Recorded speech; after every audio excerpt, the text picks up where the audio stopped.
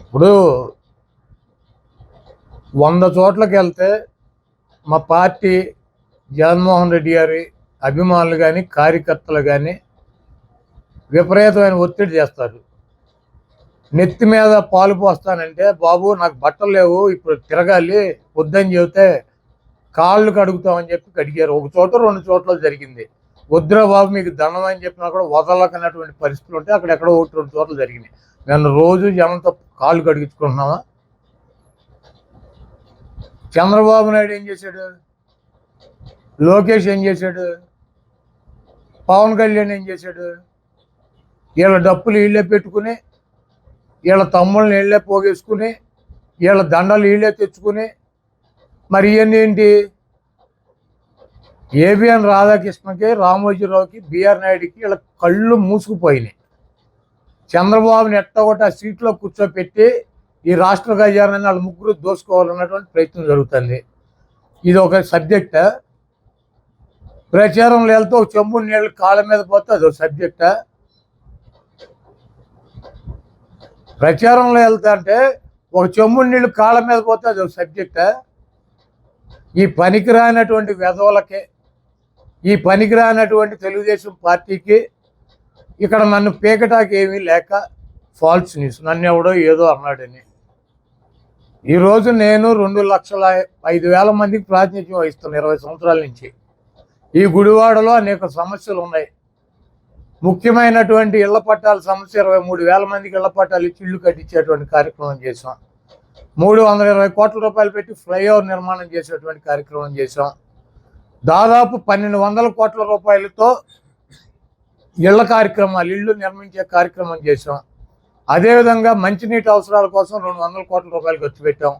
రోడ్లు వేయడానికి 200 కోట్ల రూపాయలు ఖర్చు పెట్టాం. ఎన్ని చేసినా కూడా డ్రైన్లనో రోడ్లనో సమస్యలు ఉంటాయి. వాటిని అడుగుతూ ఉంటారు ప్రజలు, మాకు ఈ సమస్య ఉంది, ఇది క్లియర్ చేయలేదని. మేము చెప్పుకుంటాం, మా ప్రయారిటీలు ఇవి. మీకు డీబీటీ స్కీమ్ కింద 2,200 కోట్ల రూపాయలు ఈ గుడివాడ నియోజక ప్రజలకు ఇచ్చారు.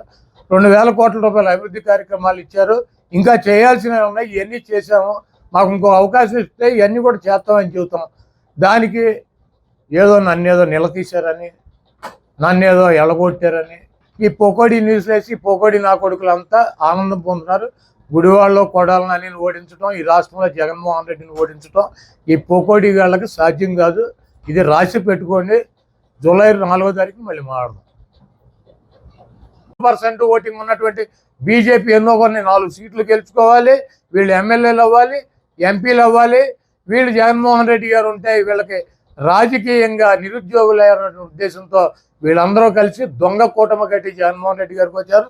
జగన్మోహన్ రెడ్డి గారికి ప్రజల ఆశీస్సులు మెండుగా ఉన్నాయి. మేము బజార్లో తిరిగినప్పుడు ఈరోజు ఒకటే చెబుతున్నారు, మా కొడుకు జగన్మోహన్ రెడ్డి గారు, మా అబ్బాయికి మేము ఓటేస్తాం, మా బిడ్డకు మేము ఓటేస్తాం. మమ్మల్ని ఈ స్వతంత్రం వచ్చినాక పెద్ద వాళ్ళు చెబుతున్నారు, మమ్మల్ని ఈ రకంగా చూసినటువంటి వ్యక్తి ఎవడూ లేడు, ఒక్క జగన్మోహన్ రెడ్డి గారు చూస్తున్నాడు. మా ఇంట్లో ప్రతి ఇంట్లోనూ ఏదోటి ఆరోగ్య సమస్య వచ్చింది, ఆరోగ్యశ్రీ ద్వారా వైద్యం జరిగింది, మా పిల్లలకు అమ్మఒడి వచ్చింది, మాకు డ్వాక్రా రుణాలు రద్దు అయినాయి. మేము చాలా బాగున్నాం. మేము జగన్మోహన్ రెడ్డి గారు వాళ్ళని ఉపయోగపడ్డాడు మాకు ఆయన. మేము జగన్మోహన్ రెడ్డి గారికి మద్దతు ఇస్తాం, జగన్మోహన్ రెడ్డి గారికి ఓటేస్తాం. మేము ఈ రాజకీయ నాయకులు చెప్పేది నమ్మం, విన్నాం. మేము జగన్మోహన్ రెడ్డి గారిని మళ్ళీ ముఖ్యమంత్రిని చేస్తాం. ఆయన మా బిడ్డ అని చెప్పి వృద్ధులు, వికలాంగులు, వితంతువులు ఆయన గుండెల్లో పెట్టుకున్నారు. జగన్మోహన్ రెడ్డి గారు ఓటమిని ఎట్టి పరిస్థితుల్లోనూ ప్రజలు అంగీకరించేటువంటి పరిస్థితిలో లేరు. జగన్మోహన్ రెడ్డి గారికి బ్రహ్మరథం పడుతున్నారు. జగన్మోహన్ రెడ్డి గారిని 2వ సారి ముఖ్యమంత్రిగా ఈ రాష్ట్ర ప్రజలు కూర్చోబెడతారు.